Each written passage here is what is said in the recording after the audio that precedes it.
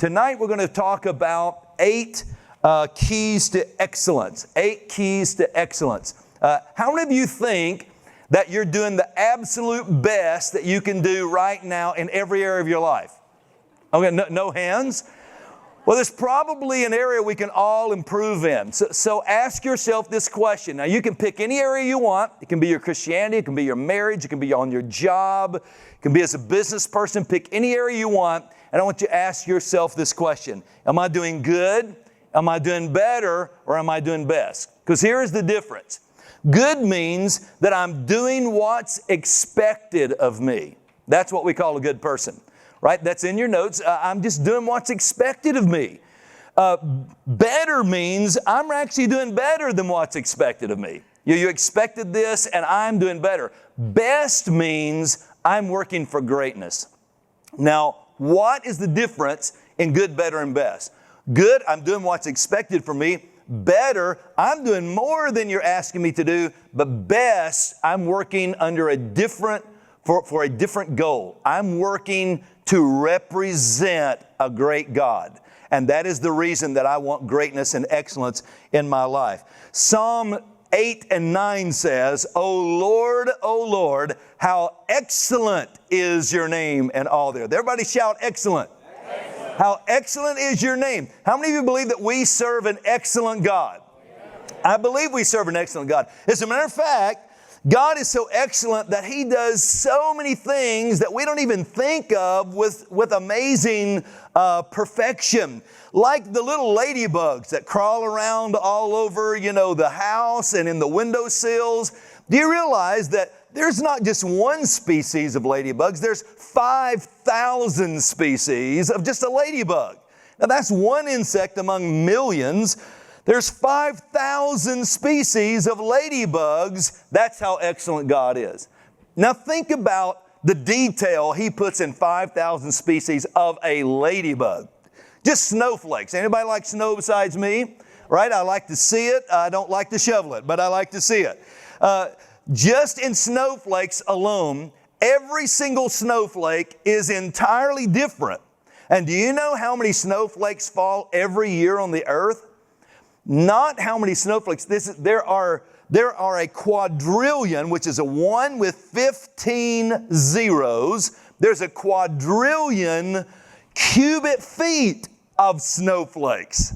Not quadrillion snowflakes. Quadrillion cubic feet of snowflakes that fall every single year in the earth. Now you think about the last 6,000 years that we can look back to just since humankind. Look over 6,000 years. The earth could be much older than that, but we know that mankind is around 6,000 years. Look at how many snowflakes that God has created in just that length of time. God is an excellent God. As a matter of fact, He is so excellent, when He put you together, would you like to know how many atoms are in your body? Now, this one is a real stretch. The number is called 7 octillion, okay? Now, that's a huge, huge number, right? 7 octillion atoms are in your body. Would you like to know how many atoms there were in the atomic bomb? 1. Only 1 atom in the atomic bomb, and there are 7 octillion atoms in your body. So look at the person sitting next to you and say, you're the bomb. I mean, you really are. You're 7 octillion atom bombs. You are the bomb. Now look at the other person and say, you're hot. You might not know it, but you are hot. Now, if we believe that God has called us to do anything, how many believe that God put you and your spouse together? How many believe that God gave you your kids? How many believe that God gave you your job? How many believe God gave you your house? How many of you believe that God gave you your church? I mean, all those things, if we really believe that, then we have to ask ourselves the question, is this just work or is this worship? If the Lord gave me all those things, is part of me being a good spouse worshiping God? Now, I don't have time to go into this, so it's not in your notes, but let me just toss it in there. There's these amazing creatures that are before the throne of God. If you know anything about prophetic numerics, if you've ever read my book, Unlocking the Prophecy Code, it's all about stuff like that. In that book, I talk about how prophetic numerics are biblical prophetic patterns. So 4 would be the numbers of the earth, north, south, east, and west. 6 is the number of what? Man, right? You've probably heard that one before. 6 is the number of man. So look at these 4 seraphim. There's 4 of them before the throne of God. There could be millions of them, but 4 of them stand before the throne of God. What does that represent? The earth, 6 wings they have, which is mankind on the earth. It's mankind worshiping God. I believe that the 4 seraphim, that they're creating the aroma of heaven. If the Bible says that prayer can be poured out in vials and smelled by God, how did God accept worship in the Old Testament? They would burn something on an altar and the smoke would come up to His nostrils and He would accept it as praise. So God smells praise. You give praise, but the seraphim are doing this. They're fanning your worship up to God. Well, what kind of worship are they fanning? Well, the seraphim have 4 faces, and all of that's worship. There's the face of a lion, that's you in your battles. When you are faithful to God in the middle of a battle, that's worship. You may feel like you're at your absolute worst, but God says in your weakness, He is strong. So you are still at your best when you're at your worst. So the lion is you in your battle, and God says that's worship. I see Him down there in this battle. I see her still praying when everybody around her has quit praying and gotten bitter, but she is still praying, and God says that's worship. The next animal face is the calf. That's a sacrificial animal. One is a battle animal. One is sacrificing. That's when you're losing. But even when you're losing and you're worshiping, you're winning. Even in the valley, He restores your soul. Yea, though I walk through the valley of the shadow of death. Not, I don't die there. I'm walking through it. I'll fear no evil, for Thou art with me. So the calf is the other part of that, which is worship for you. So you have to decide, is this work or is this worship? The next part is the face of a man. Just being you. Just loving your family, just cooking a good meal, just washing the car, just going to work on time, just being a good employer, a good boss, just painting the house. That's worship. The seraphim is saying he's being everything you made him into. He's everything you created him to be, and the seraphim are bringing that up. You never thought vacuuming the floor could be worship, did you? But there it is. Everything just being you, the face of a man. And the final one is the face of the flying eagle. Notice it's just not an eagle. It's a flying eagle, which means he's winning. It's the face of success. Everyone wants to be the face of success, but can I tell you that whether you're the face of success or just an ordinary day, or you're in a battle, or you're sacrificing something in your life, if you're giving that to God and you're doing the very best you can do your best, God will do the rest. You are worshiping every time you are excelling in whatever circumstances you're in. So if we really believe that, then it's easy for us to understand that Christian marriages should be the best marriages in the world. Christian business people should be the most honest people in the world. How many believe that is true? They should set the bar for honesty and integrity. The same with churches. They should set the bar for good business as well. So if you believe all of that, it's easy to understand what Colossians says. When Colossians says, whatever you do, do it with all of your heart as unto the Lord. So think about this as we go into the 8 keys to excellence. Are you working or are you worshiping? The only difference is if you believe God gave it to you, you're worshiping because you're giving it back. Otherwise, you believe you're a self-made man. I don't believe there's a such thing as a self-made man. I believe there is something called a hard-working God-made man. And God gave you breath and life to excel in everything you do. But every good and perfect gift comes down from the Father of life. Okay, so let's get into the 8 keys. Here's the first key. It's understand that excellence is a spiritual commitment. Okay, that's the first thing. Some people think that excellence is just a trait. Excellence is a character trait. Excellence is so much more than a character trait. It's so much more than a commitment. It's so much more than a personality. It's so much more than just going the than just going the extra mile. You have to believe that it is truly a spiritual thing and that you're giving God your best. Because if you do that, then you will see your work as worship. You will see showing up on time as showing up for God on time. You will see staying late when no one else is looking. I've always been told, and I believe this, that true character and integrity is who you are when no one's looking. I believe that. And so because of that, if I'm just working and getting paid, then it's easy for me to say, well, you know what, I'm done. No one's looking, I'm done. But if I'm saying, Lord, I'm going to give you the very best I have. I'm giving you excellence because I have a spirit of excellence, not just an attitude of excellence, but a spirit of excellence. There was something that set Daniel apart from everyone else. And in Daniel chapter 9, the ESV version reads this way, "Then this Daniel became distinguished among all the other presidents and satraps because an excellent spirit," everybody say excellent spirit. An excellent spirit was in him, and the king planned to set him over all of the kingdom. Now, if you really believe that excellence is a spirit, then being a godly leader is more about having talent and resources. Have you ever wanted to do something for God, but you felt like you didn't have enough talent or enough resources? I mean, if you've ever done anything that God assigned you, I promise you the assignment was bigger than you. That's just how He works. God stretches you, sometimes irritates you in the right direction to get you to grow and become more. He's developing you all of the time. So understand this, that being a godly leader doesn't just mean that you're talented, but it's excellence means that, and excellence doesn't mean that I have all the right things. Some people think, well, man, I would have an excellent building if I had a better building. I would be an excellent mother if I had nicer kids. I would be I would keep my car in excellent condition if it was worth it, if I had a nicer car. But understand this, excellent has nothing to do with having the right things. It has everything to do with doing the right things with what you have.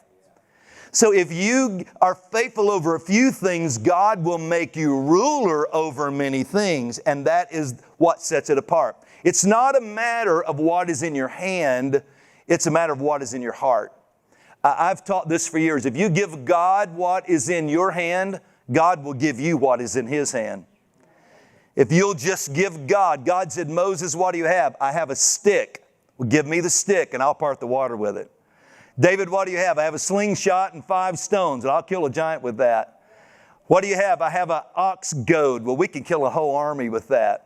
Give God what is in your hand. You don't have to have excellent things to be an excellent person. You just have to have the right heart, a commitment of excellence, and do the best with whatever it is that God has given you. I don't want to get into this, but there's only 3 categories of sin, which is the lust of the flesh, the lust of the eyes, and pride of life. And sometimes we have a hard time defining those. But that lust of the eyes one is a real deceiver, because you can never have enough to please it. I just got to have, what does the lust of the flesh want? Just to feel better. What does the lust of the eyes want? Just one more thing. What does the pride of life want? I want everybody to see me the way I want them to see me. Doesn't matter if I'm really like that. I'll stuff it all in the drawer, but I want them to see me this certain way. We'll talk about that later in another session. All right. We will resume this teaching after a short message from International School of the Word.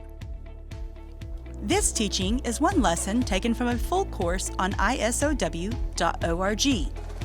If you are enjoying this video, we invite you to check out the full course in the links below. For the best value, try our All Access Pass. At just $99 per month, you can access thousands of hours worth of high-quality, world-class teaching. To check local pricing in your country, visit ISOW.org. For more great teachings like this, be sure to subscribe to this channel and follow us on our social media platforms. Now, back to this teaching from International School of the Word. Number 2, 8 keys to success. Number 2, excellent people take responsibility. Excellent people, can I tell you that nothing in life is free? If you get anything for free, someone else paid for it. There's nothing that's free. If you get anything for free, someone else paid for it. You know, I've written 40-some books, and I always get miffed. I shouldn't say miffed. I always kind of grin when people always want you to give them your books for free. And it's like, man, do you know it takes a whole life to write a book?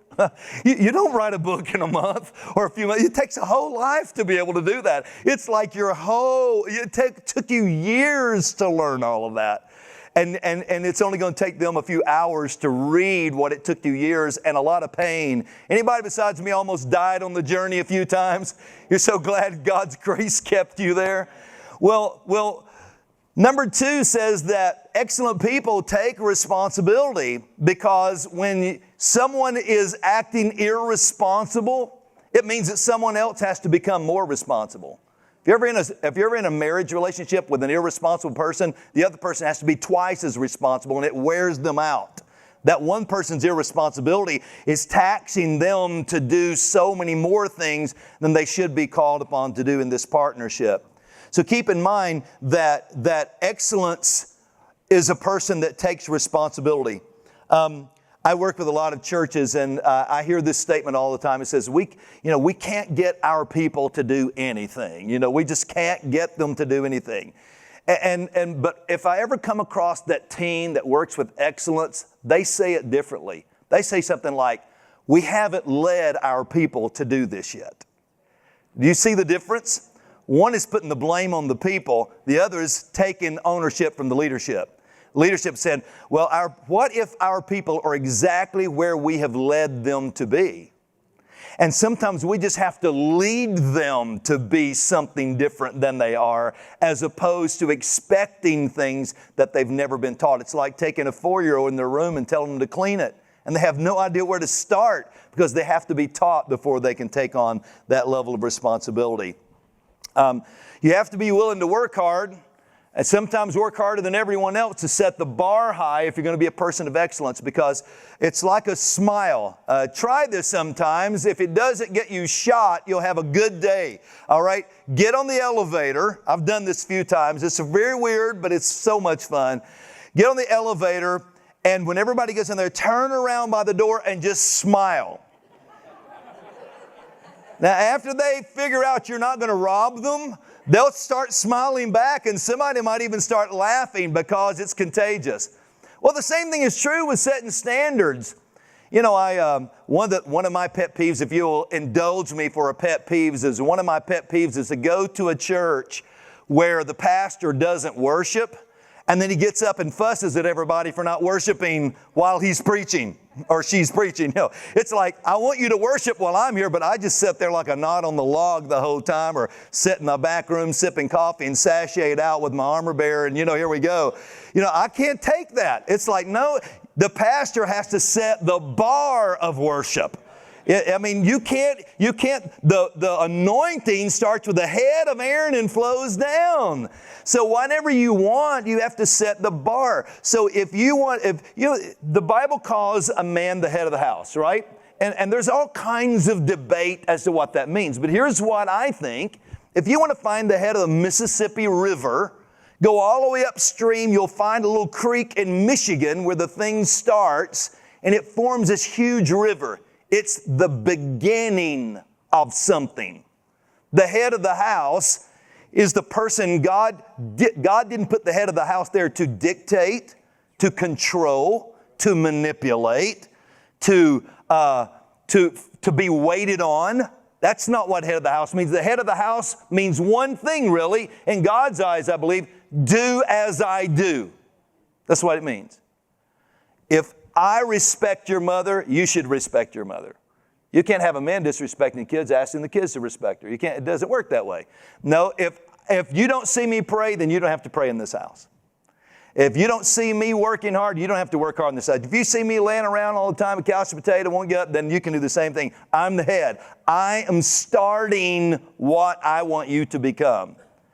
So when you understand that, the person setting the bar of excellence has to anybody here on the worship team? You know what, on the worship team, then you know exactly what I'm talking about. The stage at a church is a mirror of the congregation. So whatever happens on the stage happens in the congregation. You need a different ethnic blend in the congregation, you change it on the stage first. So whatever's up here ends up happening down there. And here's what's happened with a praise team. If the praise team doesn't worship at an 8, you can't get the congregation up to a 6. That's right. You get a praise team up there, they don't want to worship, they'll sit there. After a while, the congregation will never out-worship the leaders. So keep this in mind. If you want excellence, you have to hit excellence at an 8 to get everybody else at a 6. So keep that in mind. You have to be responsible. Here's number 3. Excellent people work from passion. Have you ever met somebody that just loves what they do? They just absolutely love it. John Maxwell has a great quote. I just want to read it to you. People that strive for excellence are people that are committed to a cause, and that cause so grips them that they are determined to reach their potential. They desire more than anything else to be all they can possibly be. Now, passion has a lot of energy to it, but passion also has more than that. Let me tell you about a couple. I will just leave their names out. There's a couple that I pastored in St. Louis. And this couple both had high-stress jobs. They were both in sales. They were living on commission. And they were trying to keep up this big lifestyle, keep up with everybody else. And they were so stressed out. Their kids were stressed out, and they were stressed out. And one day they came and they said, listen, we want to work out of passion. What do you think? What do you think that looks like? And I said, well, tell me what you like. Tell me, passion will either make you mad enough to change something or happy enough to go do something, even if they don't pay you. And so I said, well, what do you love? And she said, well, I love teaching piano. I said, okay, there you go. Are you passionate about it? Are you willing to make less money to teach piano? Well, I think I am. Okay, then you got to adjust your lifestyle to work in your passion. He said, well, if she's going to work in her passion, I'm going to work in mine. I said, well, what's your passion? I like kids. All right, that's a good thing. You're a grandpa, you probably do like kids, And he said, well, I think I'm going to go work at the elementary school. I'm tired of my deadbeat job. It's just beating me up. And so they did. He started working at the elementary school, driving buses and all kinds of things. She started teaching kids. They just lowered their lifestyle, and I'm telling you, they were two of the happiest people you ever wanted to meet. Because now they're working from passion.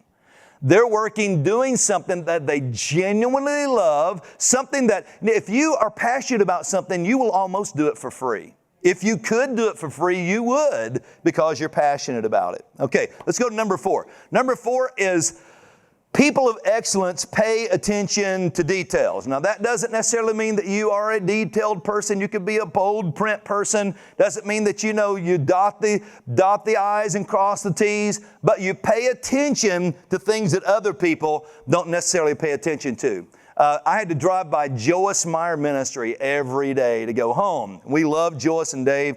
And one time Dave was playing in our golf tournament at our church, and I said, Dave, my wife listens to your wife preach every morning, and she still does to this day. And I said, I have to listen to Joyce Meyer preach every morning of my life while I'm trying to get ready.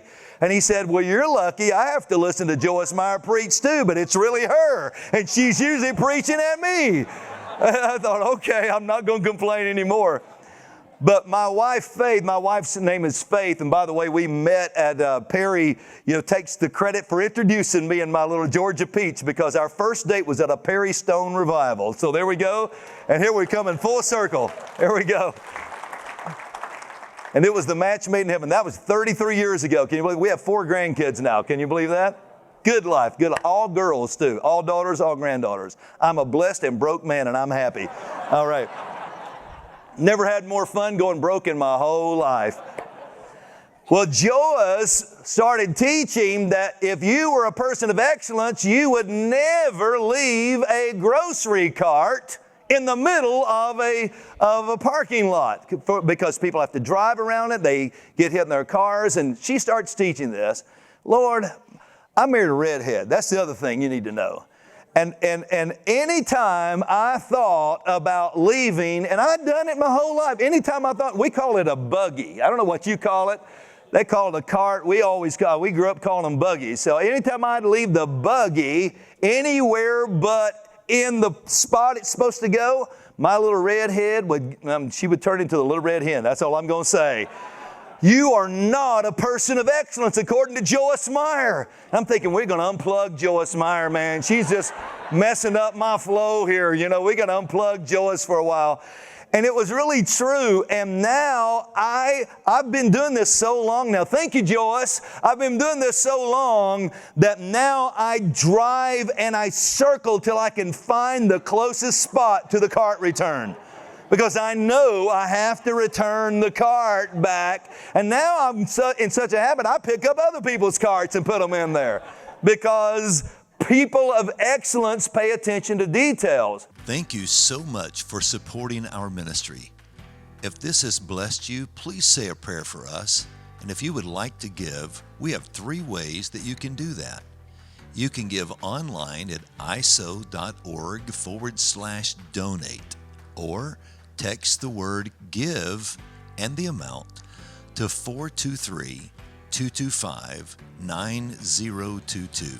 That's 423-225-9022. You can also give through the mail at ISOW, 340 Paul Huff Parkway, Northwest, Cleveland, Tennessee, 37312. Thank you. God bless you, and may the Lord multiply your seed. Now back to this teaching from the International School of the Word. I've always heard this, and I believe it's true, that if you ever see someone picking up the trash in front of a large corporate building, let's say OCI, if you ever see a person picking up the trash, it's either the janitor or the CEO.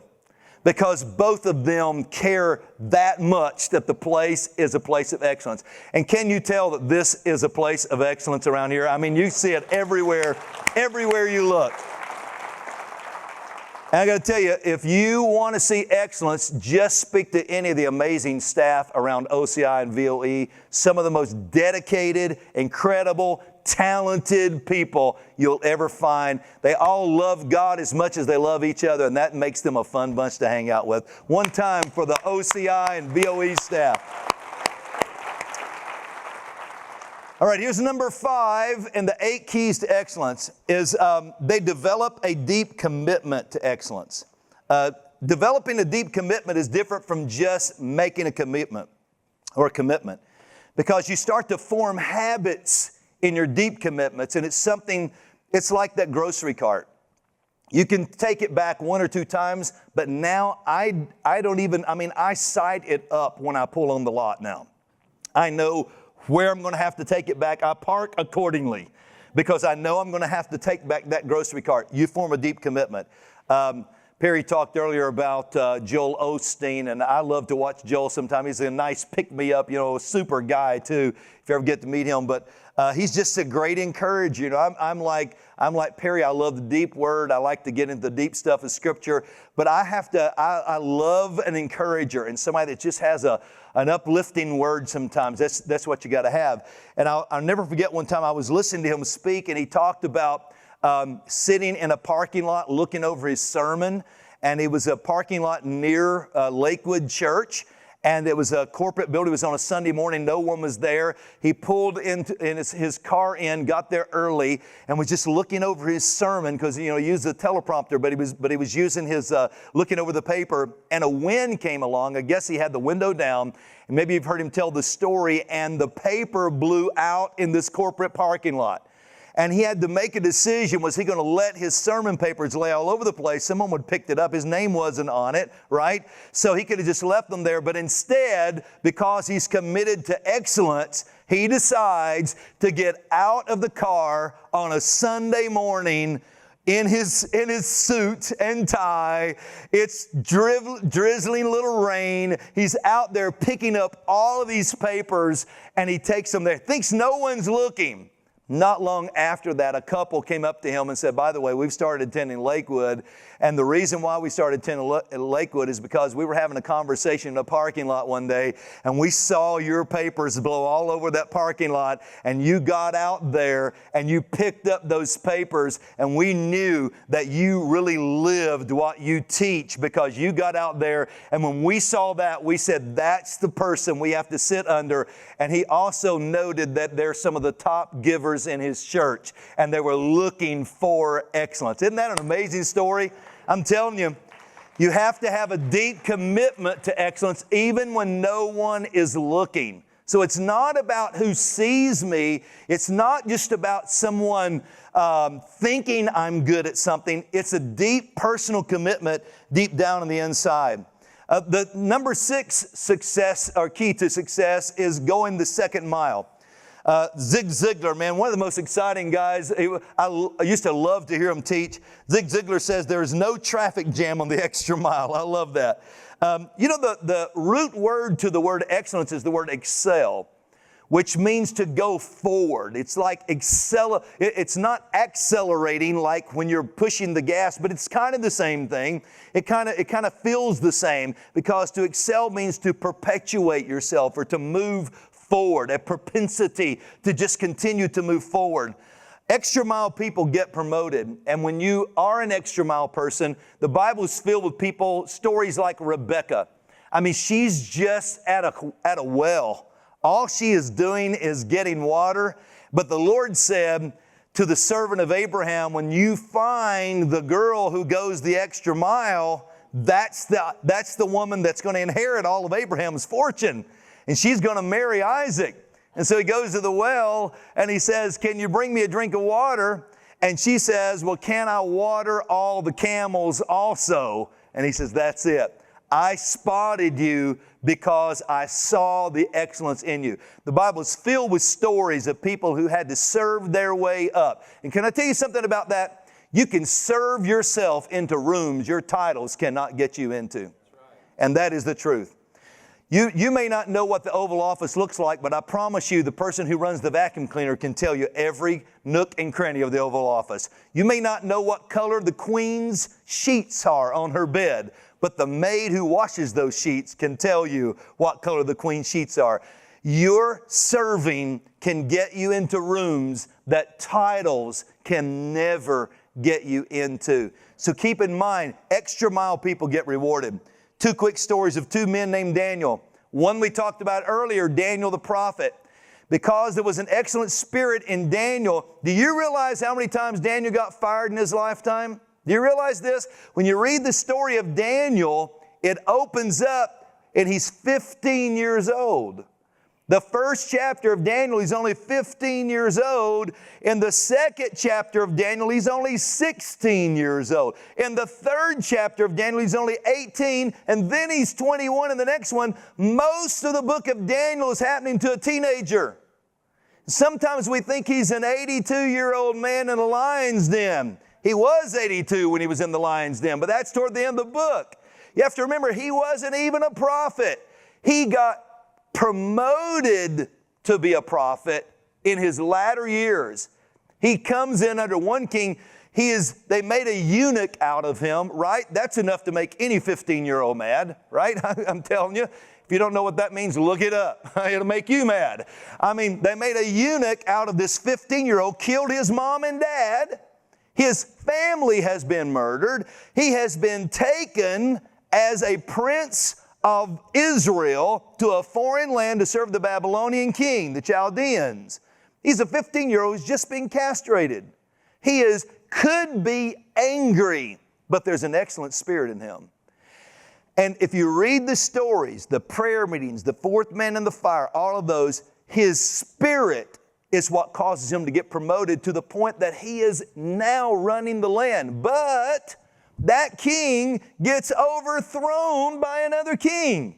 That kingdom is no more. That king is no more. Another kingdom comes in, and guess what? Daniel, even though he had worked his way to the top, he's out of a job. We don't know what he's doing. He's out there a businessman. He's got money, I guess, so he's just living out there somehow. But the next king comes in. He needs a person with his skill, and God brings him back in to serve another kingdom, a completely different kingdom. that kingdom gets overthrown by a kingdom as well. Now he's lost his job twice. He's lost his family, his job. He's been fired twice now. Now he's in his 50s.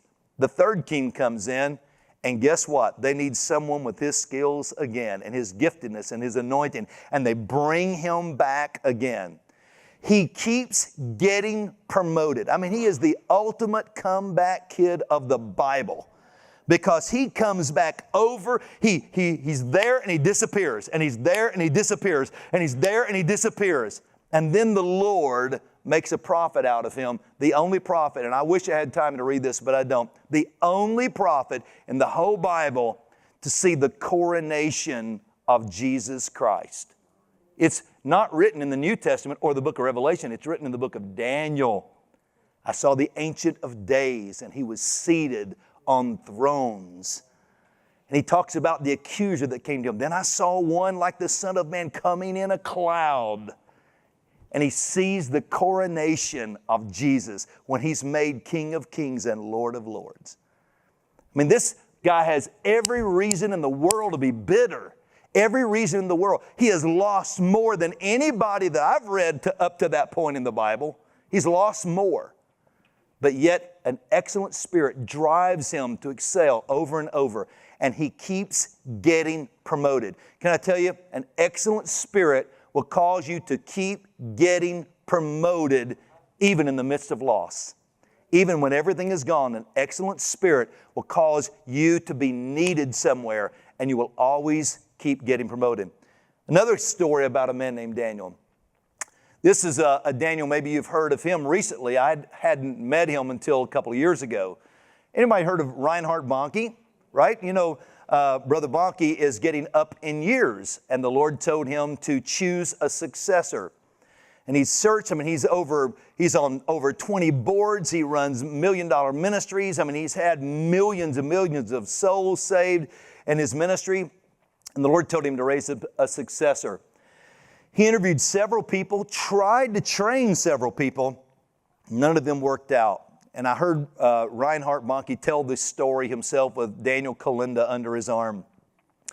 And he said that he looked for the right person and he couldn't find him. And the Lord says, I've got the right person here. But he's not someone you would see. He comes into your presence every day. And the Lord says, who is he? Or Reinhard says, who is he? And he said, he's the guy who loads up your boxes and sells your books and loads up your plane. He's the one that I'm raising up to be your successor. This young man served his way in, started at the very bottom, had his own ministry, and the Lord told him to leave his ministry and go serve Reinhard Bonnke.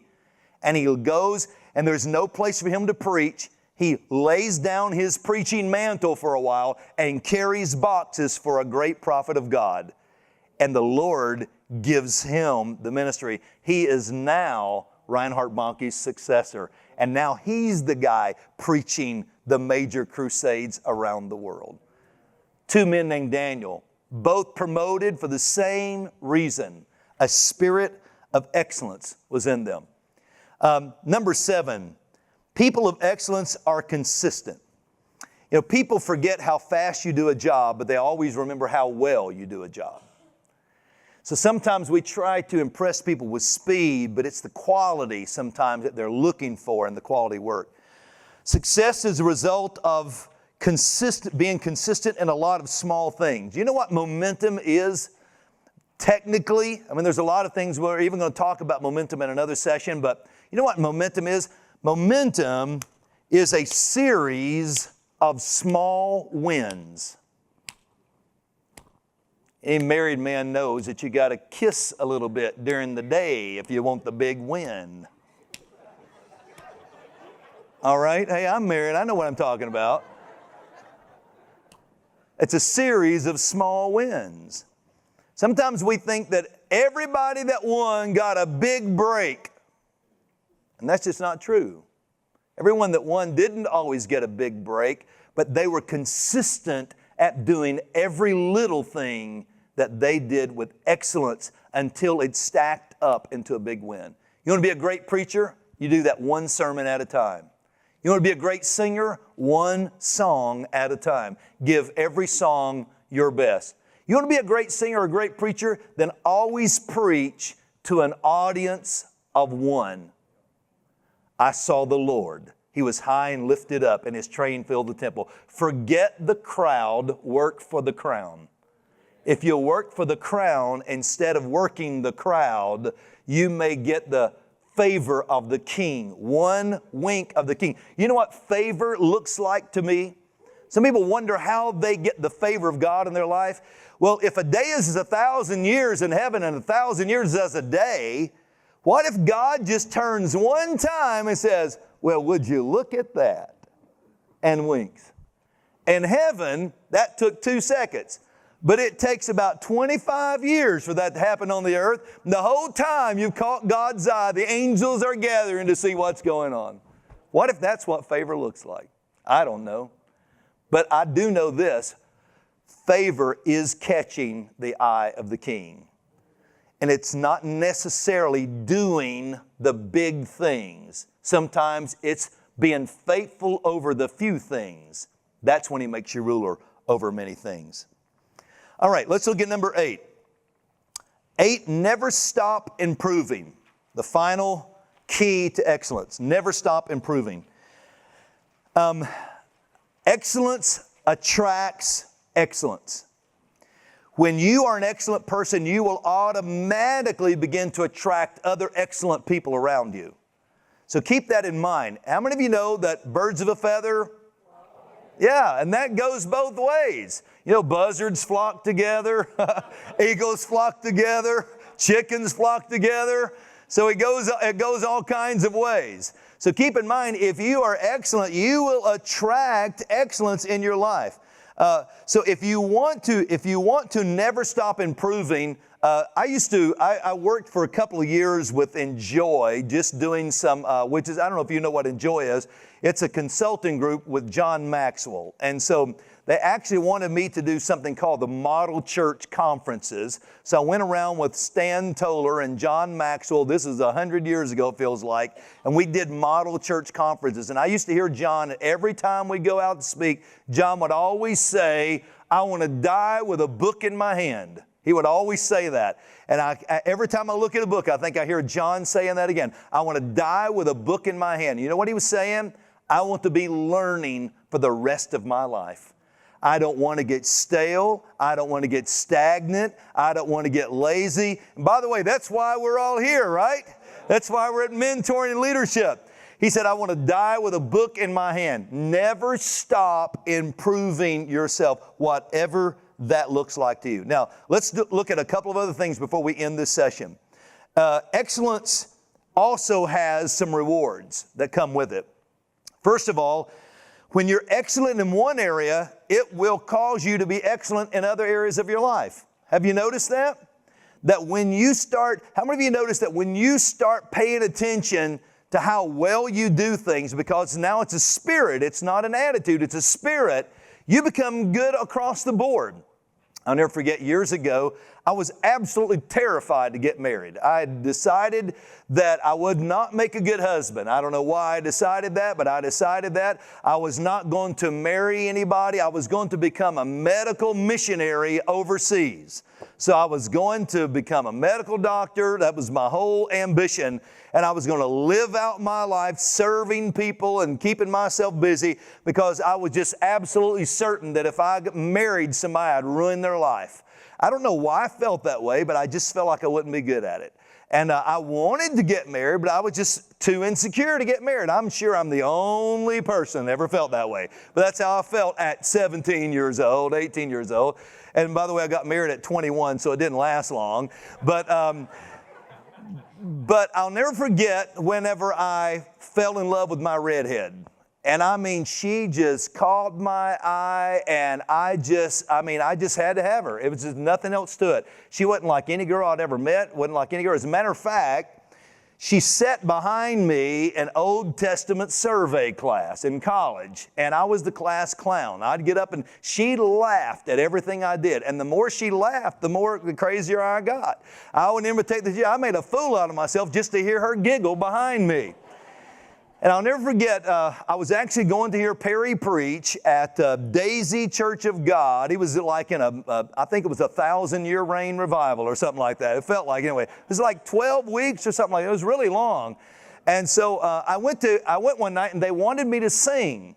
And so there was a guy in our dorm. I said, would you go play? Because I don't play. I play bass, but I don't play, instruments. So I said, I'm going to sing tonight at this revival, but would you go play? And I thought he was going to meet me there.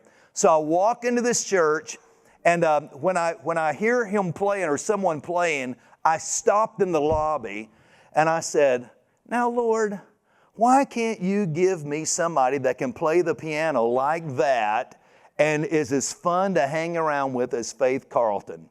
When I walked around the corner, it was her playing the piano, and I didn't even know she could play. She had never told me that before. That day I decided I'm taking that redhead home, buddy. I'm taking her home. And I did. And I've kept her at home for 33 years. Well, not really at home. That's, edit that part out. She's in St. Louis right now with a new granddaughter, so she's not home. So keep in mind that when you're afraid to do something, you stretch yourself for excellence, and you'll see this in a moment. Sometimes excellence means I'm pushing myself beyond my fears. I decided that if I was going to really love this redhead good, I had to get some teaching in me. And so I started reading every book I could get a hold of on family. Probably for the first 10 years of my life, I would read a chapter in the morning and a chapter in the evening. So I was finishing a book a week. So if you do that, it's not that hard. 15 minutes reading in the morning, 15 minutes reading in the evening. Next thing you know, you're knocking out 2 chapters a day. 14 chapters, 2 weeks sometimes in a longer book. You got a whole book read in a week or two. And I was reading them like that, all family books. Well, the next thing I know, we got kids coming along, and we got 2 daughters, and me trying to become an excellent husband gave me a desire to want to become an excellent dad. And I got to tell you, I fell in love with my daughters the day they were born.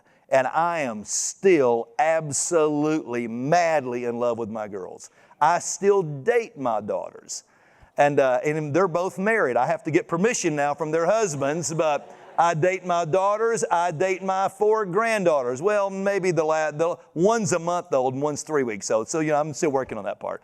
But we're making great big plans. All right. When you decide to be excellent in one area, it will cause you to be excellent in other areas as well. Excellence also attracts positive attention. King Solomon said, "Do you see a man who excels in his work? He will stand before kings. He will not stand before unknown men." So that goes along with your gift making room for you. I've heard people say your gift will make room for you, but only your anointing can sustain you in that room. Just because you're gifted doesn't mean you can stay there. It will open up doors. You have to have integrity to stay there. So your gift may open the door for you, but he said, you see a man who excels in his work, he will stand before kings. I love this quote from Walt Disney. Do what you do so well that your guests or your clients will want to come and see it again and bring all their friends. All right, here's some practical application. If you want to try working harder at excellence, do this. Set a mark 1 step beyond your fear. Now, anytime God asks you to do something, I promise you, you will have 2 emotions, excitement and fear. Every time. It's always bigger than you. It's always something you think you cannot do. All you have to do is think about when Jesus chose the 12 disciples, what kind of shape they were in, right? He did not choose the pick of the litter. But when He chose them, He knew the deposit of the Holy Spirit that He would put inside of them. So keep this in mind that when the Lord asks you to do something, He will always ask you to do something that will stretch your faith. So always make it 1 step above your comfort zone or your fear, however you want to say that. Set standards that scare you just a little bit. If they don't stretch you to achieve them, you might fall back into the routine that you're in. But if it's something that stretches you, then it's going to create an automatic discipline in your life. Okay, the final 2 things. 2 things to maintain excellence. Number 1, lead by example. Whatever you want people to be, that's what you need to be, okay? When you're trying to raise kids, I've taught this for years. The greatest gift a father will ever give his kids is to love their mother. If you love her well, that's the greatest gift you will ever give your kids. So set an example. Lead by example if you want excellence around you. And secondly, value people. Have you ever met people before? They can only see what they're doing. They can't see what anyone else is doing. It's a little frustrating, isn't it? You can't please a person like that. Value people. Take time to encourage them. Sometimes you need to just break down the word encourage and see what that word actually means. You're creating courage in someone else. When you go up, and people like Perry Stone who pours out so much. I mean, this guy, I work with him. I'm telling you, it's the honest truth. When he tells you he puts in 10 to 12 hours of study every day, those of us who surround ourselves with him, it's the honest truth. I mean, he's just all about that every day of his life, consumed with whatever God is doing and birthing through him. And that's absolutely amazing to be around. But understand this, when you hear a person teach like that, Galatians 6 says, and if you're not a pastor and you have a pastor, remember this, let him who is taught the word share in all good things with him who teaches. You know what that means? Never let your teacher get depleted. Don't take more than you give back. Encourage the people who are with words who are encouraging you with words. Encourage the people financially who are encouraging you financially. Whatever blessing is flowing into your life, bless them back so they're not getting depleted. Okay? So value the people around you. You'll find out what personality type they are, what their love language is, and value them. Find a way to value them.